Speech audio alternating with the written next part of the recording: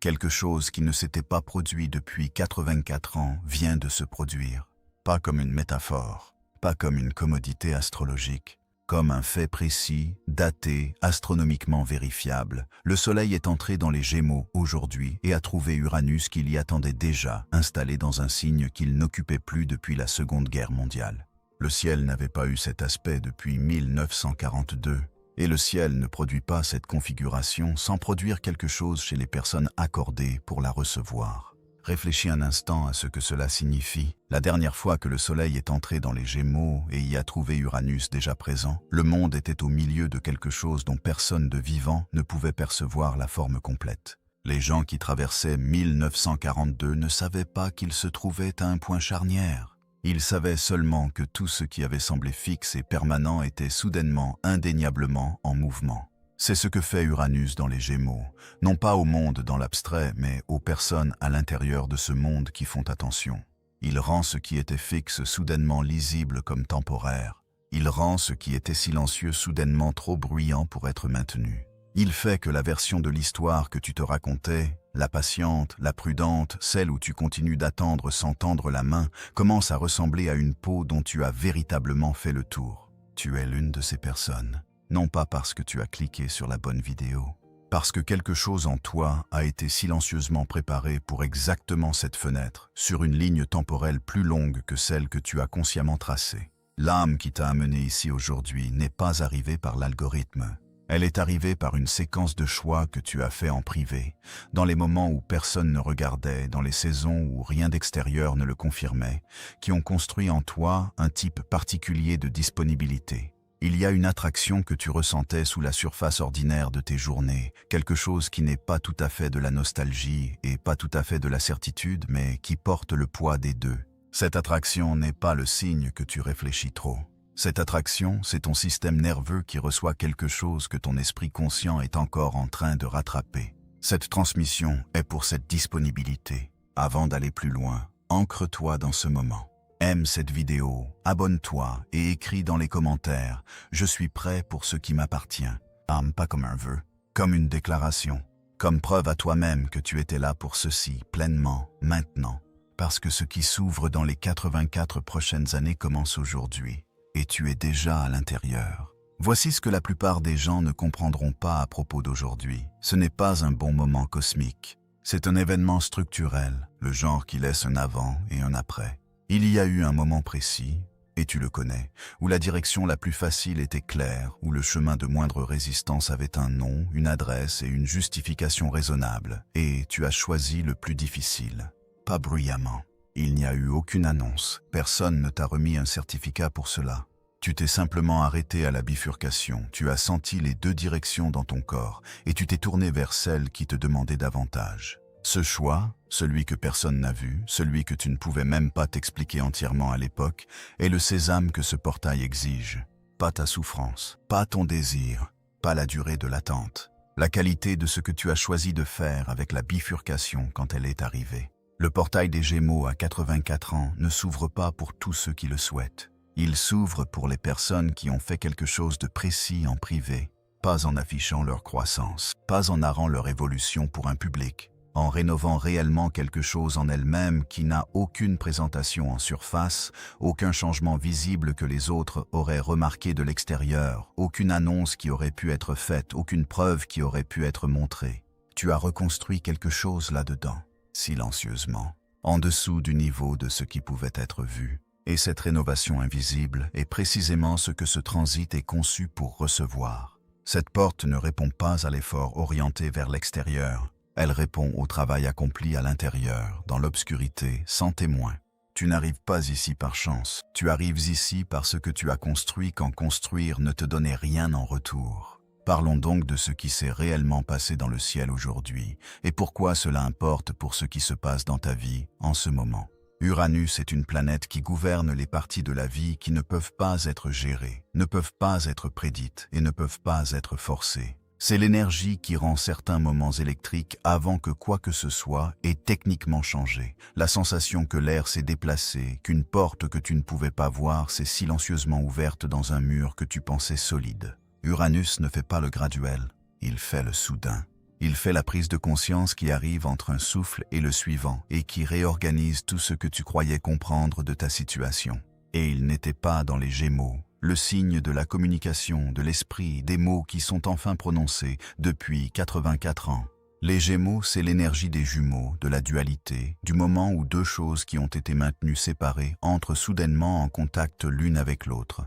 Ils gouvernent l'espace entre ce qui est pensé et ce qui est dit, entre ce qui est ressenti et ce qui est enfin exprimé. Entre deux personnes qui se sont orbitées mutuellement à travers le temps, chacune tenant quelque chose dont l'autre a besoin, aucune n'ayant encore effectué la traversée. Les Gémeaux est le signe du messager, ce qui signifie qu'il ne régit pas seulement la communication, mais le moment où le message qui s'est composé en silence trouve enfin le courage de se mettre en mouvement. Mercure est la planète qui gouverne tout cela dans sa forme la plus intime. Mercure n'est pas la planète dramatique, ce n'est pas Saturne avec son poids, ni Pluton avec ses excavations. Mercure est la planète du mot précis, celui qui est enfin dit après des mois d'avoir presque été dit. Il gouverne l'écart entre ce que tu sais et ce que tu communiques, et en ce moment, Mercure est chez lui dans les Gémeaux, ce qui signifie qu'il opère à sa puissance la plus pleine, sans entrave. Les choses qui étaient trop compliquées pour trouver des mots, les sentiments qui continuaient d'échapper au langage chaque fois que tu les cherchais, Mercure dans les Gémeaux, à son fonctionnement optimal, leur donne une forme, les rend prononçables.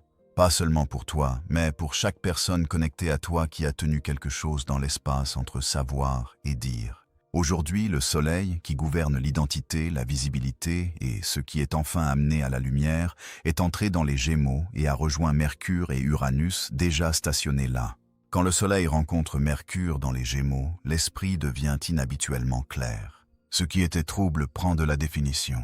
Ce qui était non dit se fait soudainement lourd dans la gorge, trop lourd pour continuer à le tenir indéfiniment.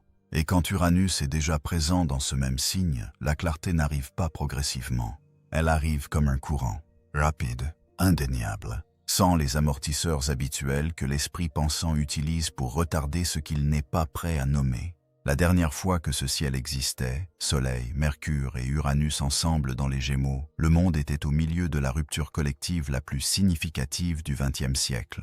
Les vieilles structures s'effondraient, de nouveaux ordres se formaient. Ce qui ne pouvait pas survivre à la pression prenait fin et ce qui était destiné à durer était forgé dans des conditions que personne n'aurait choisies.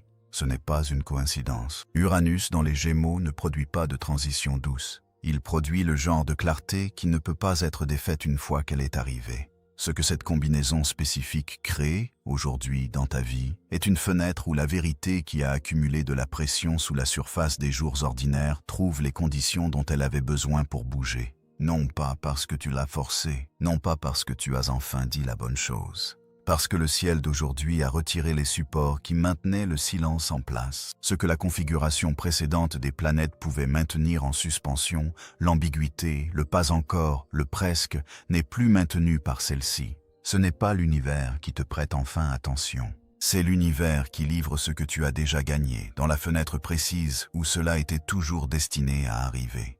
Ce portail ne s'active pas pour tous ceux qui le veulent.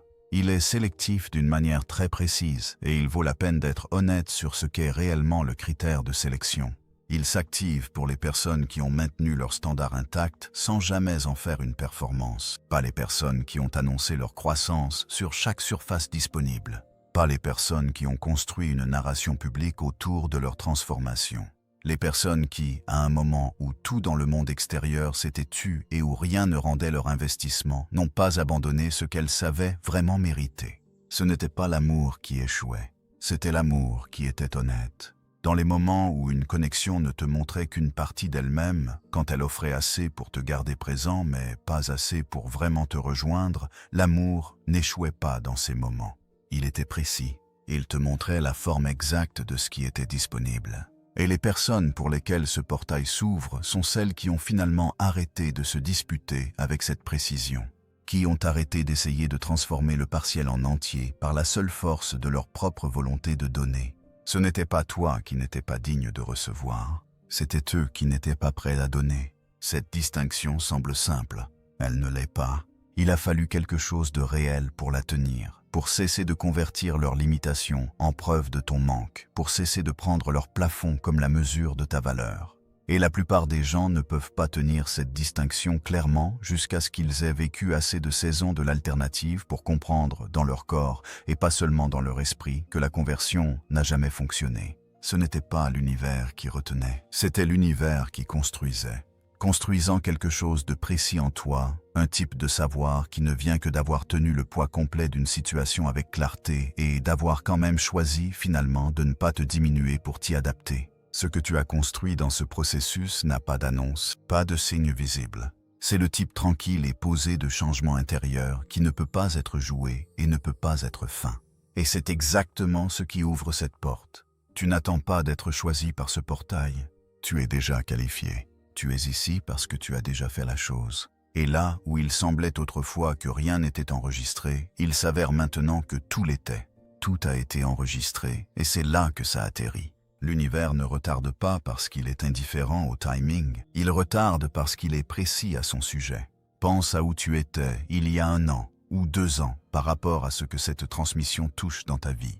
Pense à la version de toi qui aurait reçu ce qui arrive maintenant si cela était arrivé alors. Pas comme une critique, comme un bilan honnête. Si cela était arrivé plus tôt, tu l'aurais reçu d'une version de toi-même qui en avait encore besoin pour répondre à quelque chose. Portant encore la question non résolue de ta propre valeur à l'intérieur de la dynamique, ce qui aurait rendu la dynamique sur cette question plutôt que sur le contact authentique. Tu serais entré dans ce qui arrivait en ayant encore besoin qu'il confirme quelque chose, te mesurant encore à travers la façon dont il te recevait, ajustant encore tes dimensions selon la forme de la réponse.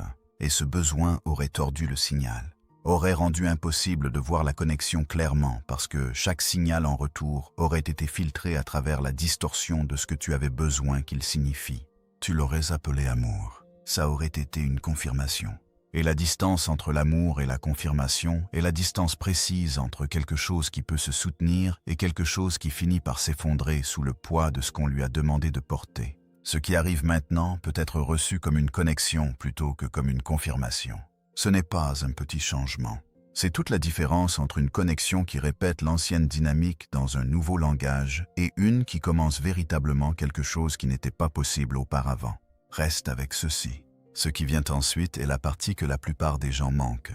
Saturne est la planète qui gouverne ces délais, et Saturne n'est pas cruel, même quand son timing le semble. Saturne gouverne ce qui devient réel et ce qui devient permanent. Il n'ouvre pas les choses avant que leur fondation ait été testée. Il ne permet pas l'arrivée avant que la personne qui arrive ait été construite pour recevoir ce dans quoi elle arrive sans l'effondrer sous le poids de ce qu'elle avait encore besoin qu'il fasse pour elle.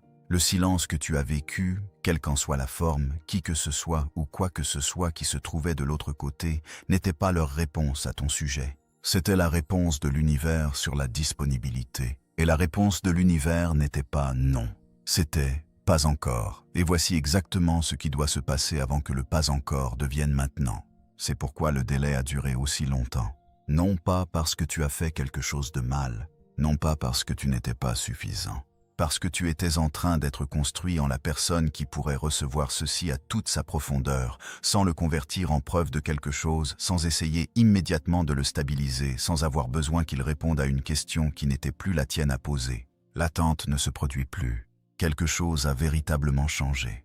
Pas comme une décision que tu as prise, pas comme un jour que tu peux pointer du doigt, mais comme une rénovation lente qui s'est achevée dans les semaines et les mois où tu en étais le moins conscient.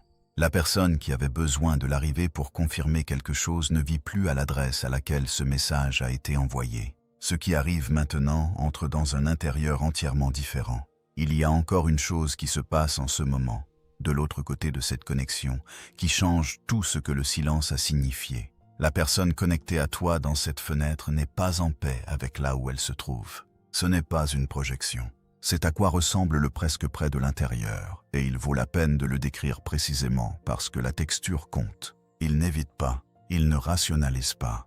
Il est assis au bord de quelque chose sur lequel il est assis depuis plus longtemps qu'il ne l'a admis, maintenu en place non par la peur de toi, mais par le poids complet de ce que l'honnêteté lui demanderait de dire sur lui-même, sur ce qu'il veut, sur ce qu'il n'a pas encore fait avec ce qu'il ressent, sur la distance entre qui il a été dans cette situation et qui il devrait être pour y entrer véritablement.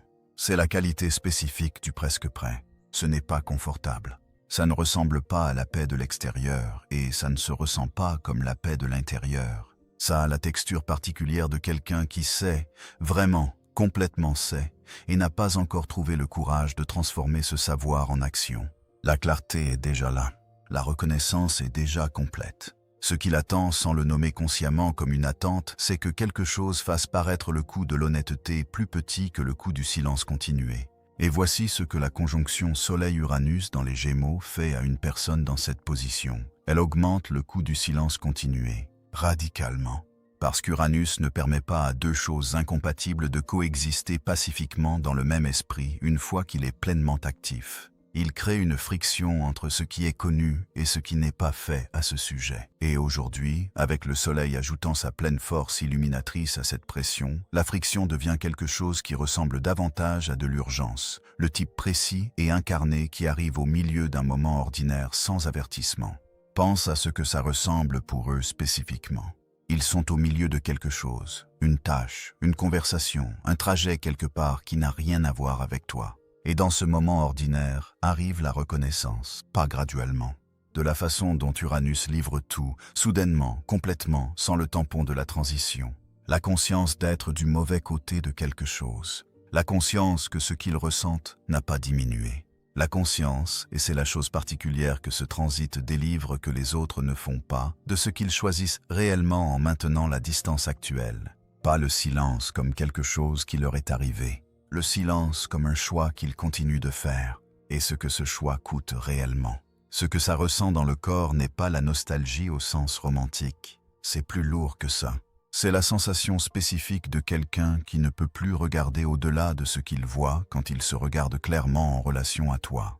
L'estomac qui ne se calme pas vraiment après que cette reconnaissance arrive. La pensée qui revient 3 minutes après avoir été mise de côté, puis 2 minutes, puis immédiatement. La façon dont ton nom ou ton visage ou la qualité de ton énergie arrivent dans leur conscience, non pas comme un choix, mais comme un fait déjà présent quand ils y remontent. Ils ne sont pas brisés par ceci. Ils sont invités, par la pression précise de cet alignement, à prendre une décision contre laquelle ils ont construit des arguments.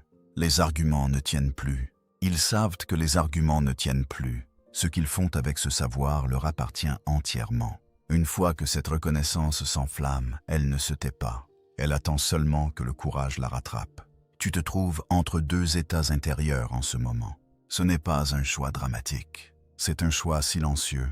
Les silencieux portent toujours le plus grand poids. Un état est le processus de fond de la gestion. Le monitoring constant et de bas niveau qui est devenu si habituel que tu as peut-être arrêté de le remarquer comme un monitoring.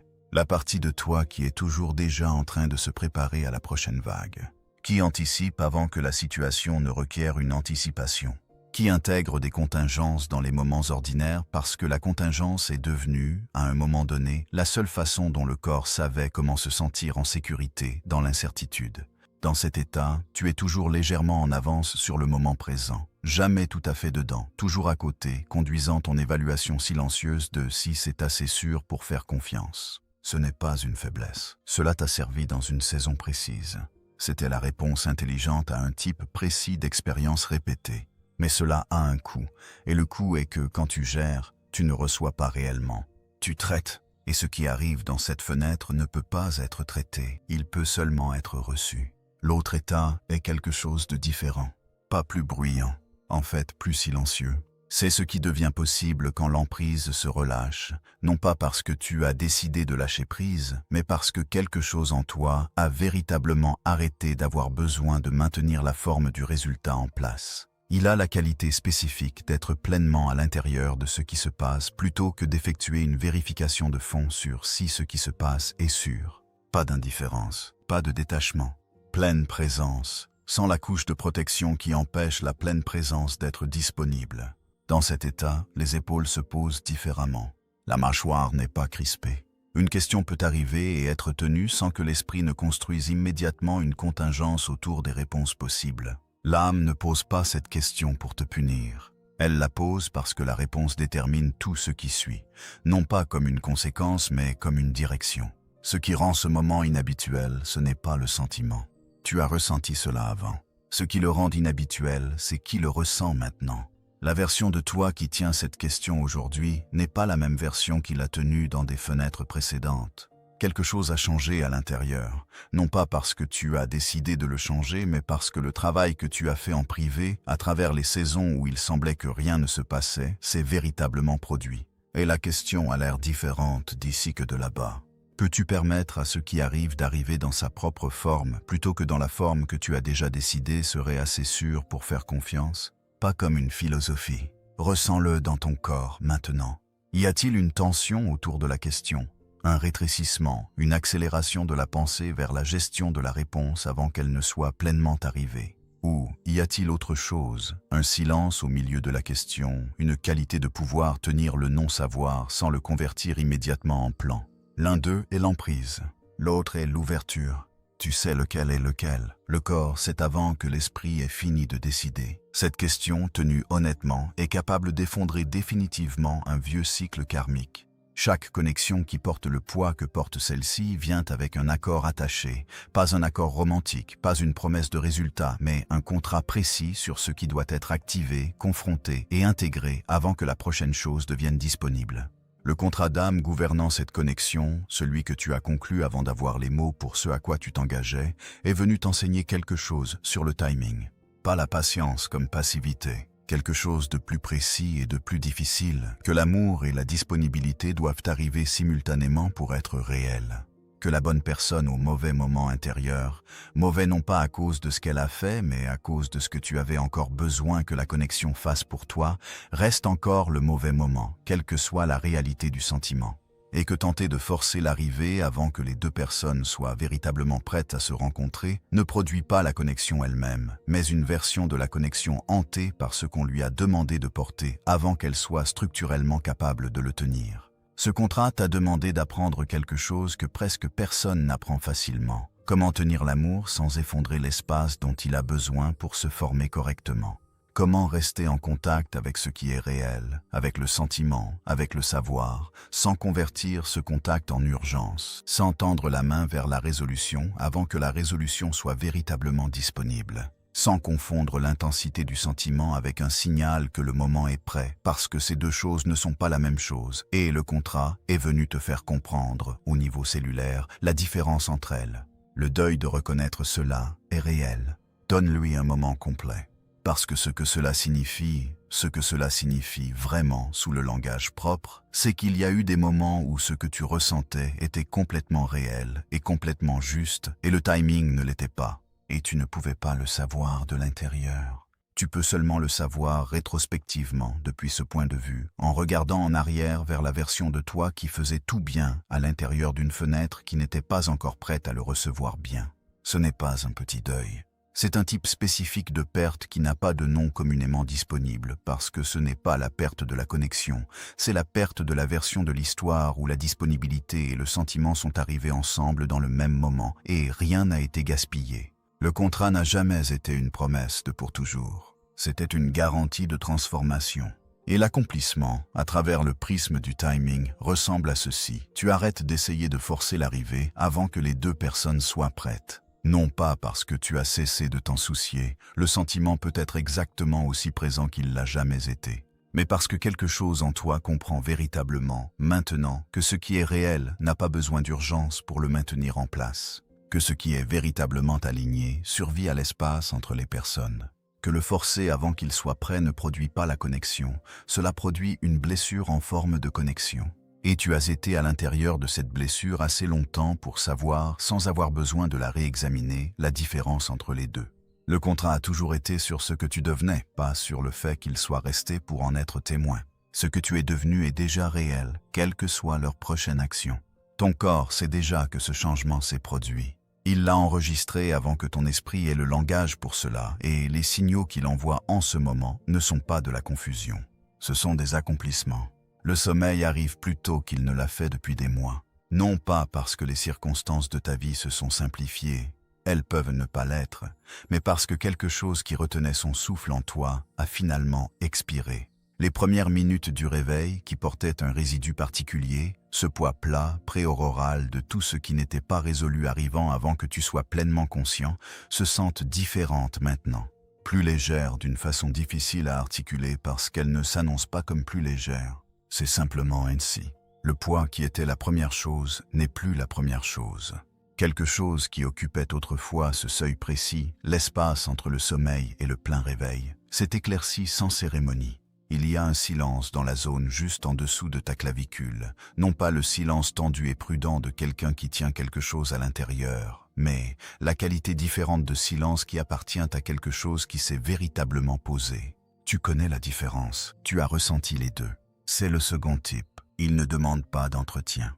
Tu n'as pas à continuer à le produire, il est simplement là quand tu y arrives. Un nom, ou une situation, ou un sentiment attaché à une personne précise, qui arrivait autrefois avec une réponse physique, une préparation, une organisation subtile du système nerveux autour de l'impact, passe maintenant différemment. Il arrive, il est présent. Et puis, il se déplace à travers sans que le corps ait besoin de se préparer autour de lui comme il le faisait autrefois. Ce n'est pas de l'indifférence, ce n'est pas du détachement. C'est le signal spécifique de quelqu'un dont le système nerveux a cessé de traiter un non comme une menace. Tu es pleinement à l'intérieur des moments maintenant d'une façon que tu ne l'étais pas avant. Pas à côté d'eux, les suivants, les mesurant contre ce qu'ils devraient être ou ce qu'ils pourraient devenir, pleinement à l'intérieur. Le repas que tu manges est le repas que tu manges, pas le repas que tu manges, tout en étant aussi ailleurs, exécutant le processus parallèle silencieux de tout ce qui n'est pas résolu. La conversation devant toi a toute ton attention, sans le fil de fond tirant une partie de cette attention de côté. La sensation d'être présent sans un agenda fonctionnant silencieusement en arrière-plan est suffisamment inhabituelle pour que tu l'aies peut-être remarqué sans la nommer. Et le sommeil, non seulement son arrivée, mais sa qualité, laisse moins derrière lui le matin. Ce qui persistait a cessé de persister. Le résidu spécifique de certains noms, certains sentiments, certains fils de matériel émotionnel non résolus qui étaient présents dans les 5 premières minutes de la journée, tu remarques leur absence plus que tu ne remarquais leur présence. C'est ainsi que fonctionne l'intégration. Elle ne s'annonce pas, elle se révèle à travers ce qui n'est plus là. Ce n'est pas le silence d'avoir abandonné. C'est le silence de quelque chose qui s'est véritablement terminé. Le corps connaît la différence, même quand l'esprit est encore en train de rattraper. Alors que cette fréquence se verrouille, et elle se verrouille, non pas comme une décision, mais comme un fait gravitationnel, la vie autour de toi commence à se réorganiser. Les décisions se sentent plus propres. Non pas parce que ta situation est devenue simple, mais parce que l'argument intérieur qui fonctionnait sous chaque décision, celui qui était toujours vraiment sûr si tu étais suffisant, si tu méritais ce vers quoi tu tendais, si le timing était bon, si tu serais rencontré, a cessé de fonctionner. Quand cet argument se tait, ce qui reste n'est pas une conclusion. C'est une direction, unique, claire, sans la résistance des signaux concurrents. Les choses qui nécessitaient de la délibération n'en nécessitent plus. Le corps a déjà pris la décision.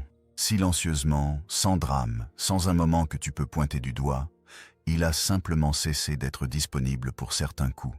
Non pas parce que tu as décidé de vouloir moins, parce que tu as cessé de pouvoir prétendre que certaines choses étaient suffisantes et prétendre demander de l'énergie que tu n'as plus à y consacrer. Ce qui avait l'habitude de sembler excitant mais légèrement épuisant. La connexion qui nécessitait une gestion constante, la situation qui était toujours presque ce dont tu avais besoin, la dynamique qui te demandait d'être légèrement plus petit que tu ne l'es vraiment, résonne maintenant comme creux, avant même d'arriver complètement, pas comme un jugement, comme un fait que le corps rapporte avant que l'esprit ait fini d'évaluer. Là où cela semblait autrefois être de la sécurité, cela ressemble maintenant à un plafond. Et les plafonds ne sont confortables que quand tu n'as pas encore découvert que tu peux te tenir à pleine hauteur. Les synchronicités changent de qualité. Elles cessent de sembler être des poussées vers quelque chose et commencent à sembler être des confirmations de là où tu es déjà. Ce que fait l'univers ne te guide plus vers l'alignement. Il commence à répondre à l'alignement que tu portes déjà. Quelque chose dans le monde extérieur a commencé à s'organiser différemment autour de toi.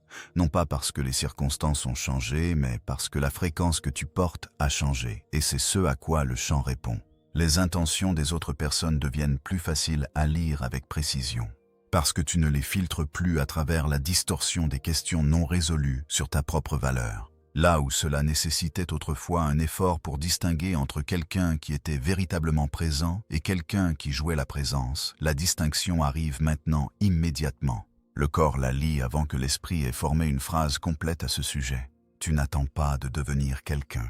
Le devenir s'est déjà produit, en privé, sans annonce, dans la fenêtre exacte où il devait se produire pour être réel. Ce qui est là maintenant n'est pas une préparation, c'est une arrivée. Après cette activation, certaines choses deviennent indisponibles pour ton système nerveux. Non pas comme des choix que tu fais consciemment à l'avenir, mais comme une réalité biologique, des choses que le système ne peut plus accueillir parce que ce qui a changé en toi les a rendues véritablement incompatibles avec ce que tu es maintenant. Être tenu à distance émotionnelle par quelqu'un qui sait exactement ce qu'il ressent en est une. Il y avait une saison où tu pouvais te soutenir à l'intérieur de cette dynamique, où tu pouvais trouver assez dans la présence partielle pour continuer à te présenter pleinement, où tu traduisais leur distance comme quelque chose à propos de la situation plutôt que quelque chose à propos de leur volonté d'être véritablement là. Cette saison est terminée. Le système nerveux ne peut pas y rentrer, non pas parce que tu te prémunisses contre cela, mais parce que le corps a développé une précision sur la différence entre quelqu'un qui est véritablement présent et quelqu'un qui est à l'aise avec l'ambiguïté de sembler l'être, et cette précision ne s'éteint pas. Porter le poids complet d'une connexion pendant que l'autre personne reste à l'aise dans son ambiguïté en est une autre. Tu connais l'épuisement particulier de cela, pas dramatique, pas bruyant, mais constant. La dépense de bas niveau de tenir ensemble quelque chose que toi seul traitais comme quelque chose à tenir. Expliquer ta profondeur à quelqu'un qui utilisait ton explication comme preuve que tu étais trop. Attendre une honnêteté qu'ils avaient déjà à un niveau silencieux. Décider que tu ne méritais pas de recevoir. Le corps, ayant été à l'intérieur de tout cela, a développé l'équivalent d'une oreille entraînée. De la façon dont un musicien entend une fausse note sans délibérer à ce sujet, non pas comme une décision, comme un signal immédiat et précis, c'est ce que le système nerveux fait maintenant avec certaines dynamiques. Il reconnaît la tonalité avant que tu l'aies consciemment nommée et il ne s'y penche pas. Ce n'est pas de la dureté, c'est du discernement rendu permanent par l'expérience. L'amour ne quitte pas ta vie après cela. Il monte de niveau. Tout ce qui entre à partir de maintenant doit te rejoindre là où tu te trouves réellement. Si cette âme revient dans ton champ maintenant, elle ne revient pas vers la personne qu'elle a quittée. Cette version de toi a complété son contrat. Ce à quoi ils reviennent, c'est quelqu'un qui n'a plus besoin de leur arriver pour se sentir entier. Et cela, plus que toute autre chose, change ce qui est possible entre vous. L'ancien accord, celui où tu absorbais l'incertitude et l'appelais amour, où tu donnais ta pleine présence à une dynamique qui offrait de l'ambiguïté en retour, où tu traduisais leurs limitations en obligations que tu leur devais d'une façon ou d'une autre, cet accord n'existe plus. Non pas parce que tu l'as terminé avec une déclaration, parce qu'une moitié de lui, la version de toi qui pouvait se soutenir sur la présence partielle, a silencieusement terminé son travail et est passé à autre chose. Tout retour maintenant nécessite quelque chose de véritablement différent, de nouveaux termes. Non pas parce que tu es fermé, mais parce que tu sais maintenant ce que le vrai contact exige des deux personnes et tu ne peux pas le désapprendre. Ce que tu remarquerais en premier, s'il revenait, arriverait dans le corps avant que l'esprit ait formé une évaluation. Le système nerveux lirait, avec la même précision avec laquelle il lit maintenant tout, si ce qui revient est quelqu'un qui a véritablement changé ou quelqu'un qui manquait le sentiment et est revenu pour le sentiment. Ce ne sont pas la même chose. La présence est le test, pas les mots, pas les gestes, pas la qualité de l'explication avec laquelle ils arrivent. S'ils sont véritablement, constamment, durablement présents, c'est ce que le corps lit et il le lit avec précision maintenant. Si ce qui revient est réel, s'ils arrivent changés de la façon dont le contrat leur demandait de changer, si leur présence est pleine plutôt que jouée, si ce qu'ils apportent est un contact authentique plutôt qu'un retour au confort du familier, alors ce qui devient possible, entre vous, est quelque chose à quoi aucune version de cette connexion n'a précédemment eu accès, parce que tu n'étais pas prêt à le recevoir avant et ils n'étaient pas prêts à l'offrir. Le timing qui a toujours été le facteur déterminant a enfin les deux personnes du même côté. Et s'ils ne reviennent pas, l'absence confirme quelque chose de propre et de précis, que le contrat entre vous s'est complété de ton côté, que tu as fait ta part du travail complètement et que l'absence n'est pas un verdict sur ta valeur mais une clarté sur leur disponibilité. Cette confirmation ne se ressent pas comme triomphante. Elle ne se ressent pas exactement comme du soulagement. Elle se ressent comme se tenir sur un sol qui t'appartient, dans un temps que tu peux enfin lire avec précision, avec une question qui gouvernait autrefois, tout maintenant assise à sa juste place, répondue, complète, et n'étant plus la chose autour de laquelle le jour s'organise.